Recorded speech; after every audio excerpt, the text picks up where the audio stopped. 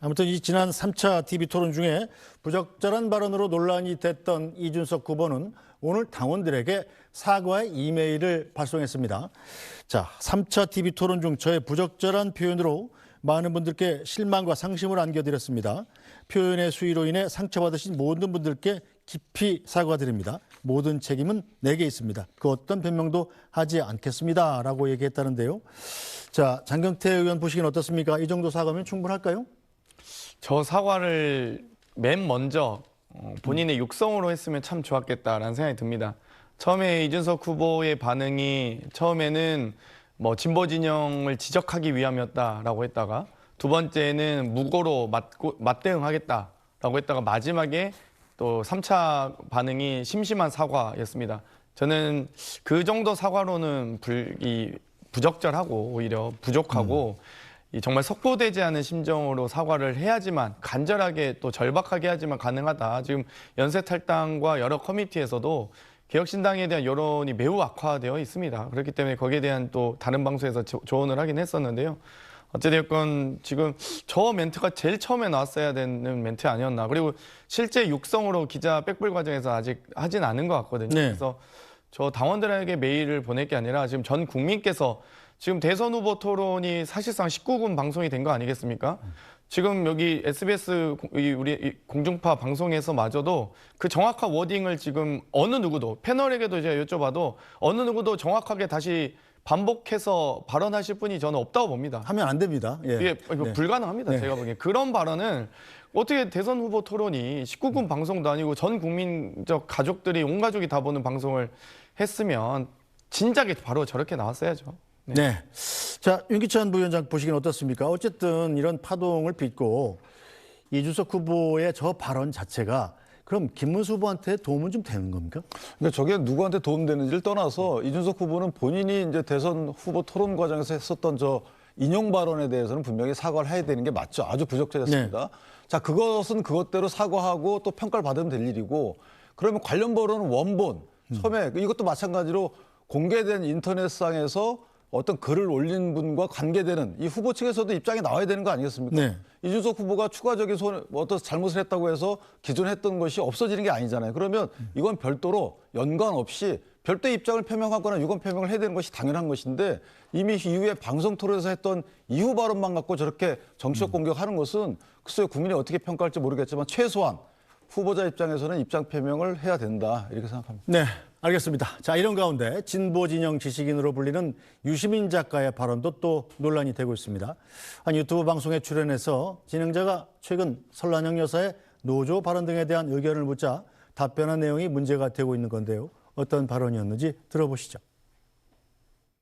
설란영 씨는 저는 이해할 수 있어요. 왜 저러는지. 설란영 씨는 전자부품회사 노동자 위원장이었어요. 그리고 이제 김문수 씨는 한일도르코 지금 금속연맹 산하의 거기 노조위원장을 했죠. 그러니까 김문수 씨가 학출 노동자, 대학생 출신 노동자로서 찐 노동자하고 혼인한 거예요. 그러면 그 관계가 어떨지 짐작하실 수 있죠. 김문수 씨는 너무 훌륭한 사람이에요. 설란영 씨가 생각하기에는. 나하고는 균형이 안 맞을 정도로 대단한 사람이에요, 원래부터. 그런 남자와의 혼인을 통해서 내가 조금 더 고양되었고, 그렇게 느낄 수 있겠죠. 자기 남편에 대해서 비판적으로 보기가 어려워요, 이런 조건에서는. 그리고 자기 남편이 감옥 들락날락 하면서 그 뒷바라지 하러 다니고 뭐 구속자 가족으로서 투쟁하고 이렇게 험하게 살다가 국회의원 사모님이 됐잖아. 남편을 더욱 우러러보겠죠. 원래 본인이 감당할 수 없는 자리에 온 거예요. 이 유력한 정당의 대통령 후보 배우자라는 자리가 이 설란영 씨의 인생에서는 거기 갈 수 없는 자리예요. 그래서 이 사람이 지금 이렇게 발이 공중에 떠 있어요. 그러니까 제정신이 아니다 그런 뜻이죠. 한마디로. 예. 네, 자, 설란영 여사가 노조의 노자도 모른다. 내가 노조하게 생겼냐. 뭐 이렇게 얘기했던 그 발언에 대한 답변으로 얘기했던 얘기인데, 자, 장경태 의원께서 보시기는 어떻습니까? 이 유시민 작가가 뭐 민주당에서 당직이나 직책을 갖고 있는 건 아니지만 이 진보 진영의 지식인으로 불리는 사람이잖아요. 저런 식의 얘기가 여성 혐오주의적이다, 또 계급주의적이다라는 비판도 나오고 있는데요.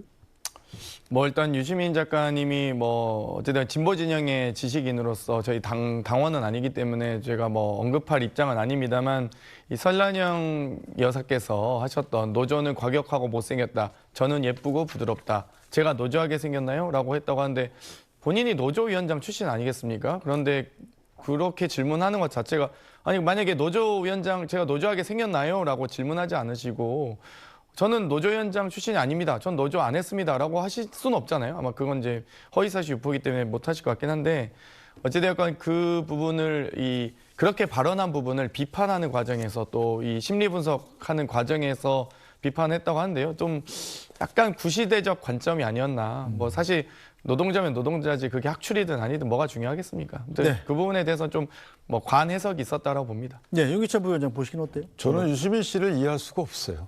유시민 씨는 뭐 설란영 씨를 이해할 수 있다 이렇게 얘기했지만 도대체 그 유시민 씨가 살아온 그 과정에서 깨려고 했던 사회적 폐해 이런 것들을 본인 입으로 다 얘기했잖아요. 그럼 이해가 안 되는 부분이 뭐 여성의 사회적 지위가 독립적이 아니고 남편과의 연대로 평가되어야 된다.